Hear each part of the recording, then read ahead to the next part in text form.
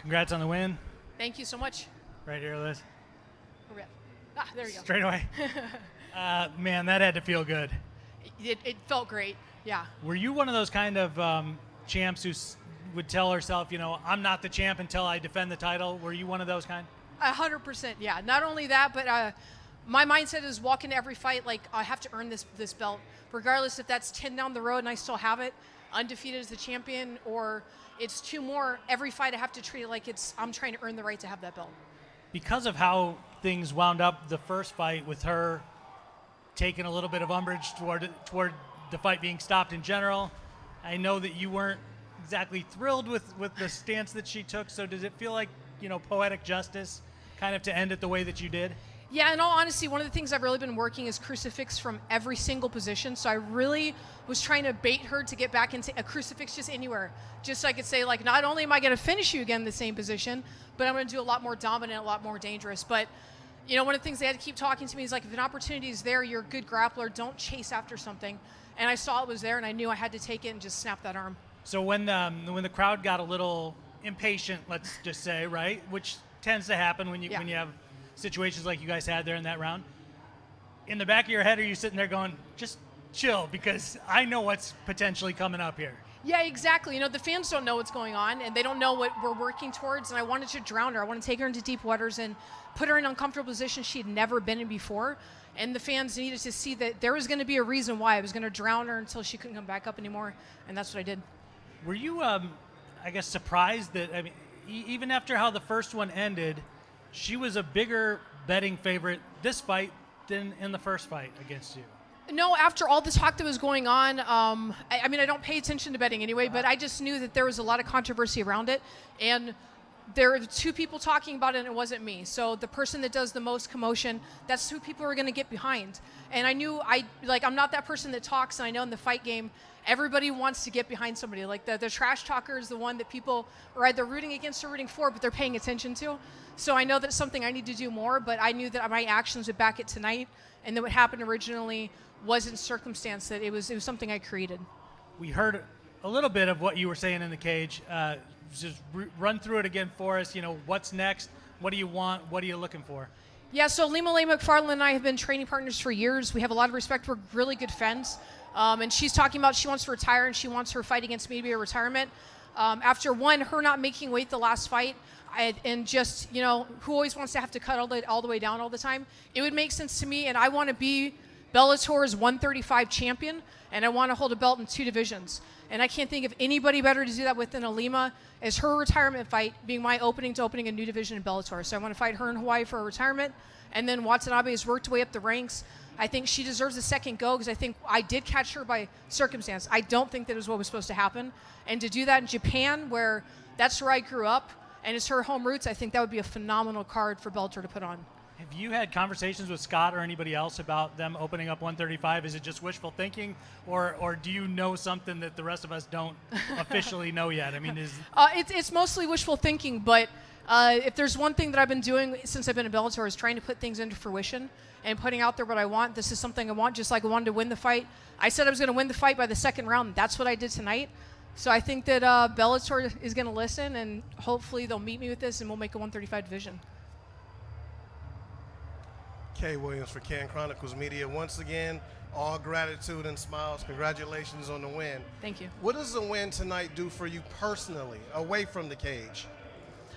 Personally, this is the first time I've ever gone away for fight camp. My head coach, he moved out to Virginia, and I have all the faith and confidence in his ability, and this is the first time I've ever left home for a coach. That's how much belief I have in his abilities and trust that I have in him and confidence.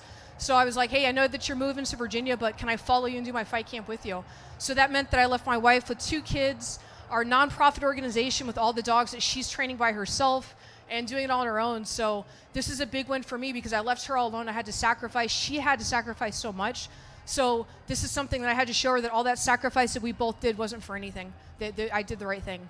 And also during the fight tonight, did you find yourself having to make necessary or different adjustments compared to your last match against Velasquez? Yeah, absolutely. Definitely she didn't run like she did the first time. And then on the cage, I definitely felt stronger against her the first time in the run around, where I just could easily manhandle her and move her around and control her. and where if I would give and take for a knee, she would give back. And she didn't. I mean, for one, she was punching me below the belt, which I know the ref saw, which was definitely a surprise for me. But I anticipated that if I need her, she was going to need me back and off balance. And she definitely learned from our first exchange in the fight that that's what ended the fight for her. So she adapted for that, and they came as a surprise. So I was definitely trying to bait her there with it. Liz, congratulations. Thank you. Similar question you already asked. The crowd was booing. You have such an advantage on her on the ground. How hard is it to kind of stick to that game plan, knowing that, a submission's going to open or something like that, but, not having that, you want to please the crowd and let me slug it out with her? I mean, if you listen to my coaches, I actually went against the game plan a little bit. I had pictured something so much and I had worked on it, I saw it in my head. And as much as I even tell other teammates, just because you picture something, don't do it, listen to the coaches. I just knew what we had worked on, I could tie into so much better, and I knew I had the gas tank to do it. So that was going against the game plan. But I know we all had the confidence that once I got there, I was doing the right thing. And whether the crowd boos or not, I've been in fights where I'm coming into a different country, and the entire country is against me. So the fans don't really sway me one way or the other. I want to go back to what you talked about, Alima Lay McFarland. I'm a little surprised you said that you want that match, because earlier this week you were asked about it. Sure, they were asking defending the title against her, but the one thing you really stressed was hey, she's my friend, but I don't want to give someone a gift. I mean, she's lost 2 out of her last 3 fights. I mean, do you really think she deserves a title shot? In the 135 division where she has a clean record, yes. There's something to be said. She did so much. I don't think that the flyweight division would be where it's at today in Bellator if it wasn't for Alima. She did such a good job of being a voice and advocate for women and an advocate for this division that I certainly want to close out her career in a good way. And it'd be nice for me to not have to go all the way to 125, and I know she'd love it too. So I think that we could put her on a good show at 135, and it doesn't compromise the 125 division by doing that. And my last question, I was thinking about, the 3 major United States-based MMA organizations, Bellator, UFC, and PFL. You're the only woman who's an American who's a champion right now. What does that mean to you? That's the crazy. I didn't even realize that was the case until you just said it, and I just put all of it in my mind. Not only that, but I'm probably, when you say that, I'm also the only Marine Corps veteran that's holding this belt. So that means a lot to be able to represent the entire country and doing it strongly. Congrats on the win, champ. Thank you. You mentioned fighting at 135 for the title, maybe next. What does that cut for you to get down to 125 now? And would you have to change your body composition at all to really compete at the highest of levels at bantamweight? No, I don't think so at all. I carry a lot more bone density and muscle mass. I've done DEXA scans and I've done all the math. And 125 I'm a disciplined human being in general. I'm a Marine at heart, and I carry that with me, and I have discipline all the time. I'm going to go have some cookies tonight, and I'll enjoy this weekend. I'm driving out to New York City to go see my mom and spoil her for a little bit. So I'll enjoy that time, and then the moment that she's out the door, I'm going to go back to eating clean again, right? So for me, it's not that difficult in the sense that I know what I'm working towards, and if it means the difference between having some cake or doing a workout, I'm going to choose a workout every day. So the discipline to get to 125, it's there, but it's doing a cut when you may not have to. And I can say that I can do it the best way and the healthiest scientific way, but it's still something you're doing to your body that you really shouldn't be. So 135 makes a lot of sense for me. Okay, last question from me. Now you did say, or no, actually there's a different question here. You're going to be 39 in February, right? You don't look a day over 29, so I'm just going to say that. But do you feel like you're going to be able to compete into your 40s? What is your mindset here moving forward as far as longevity goes?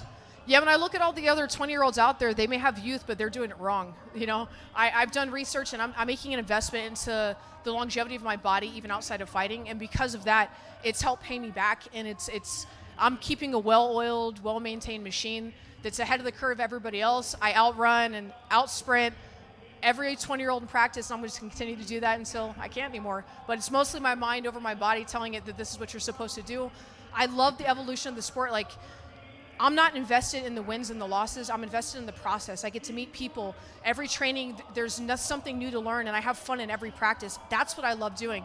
This is just an opportunity to test everything I've been learning. So as long as I have that mentality, I think I'll be able to do this as long as I possibly can. Hey Liz, congratulations on such a great win.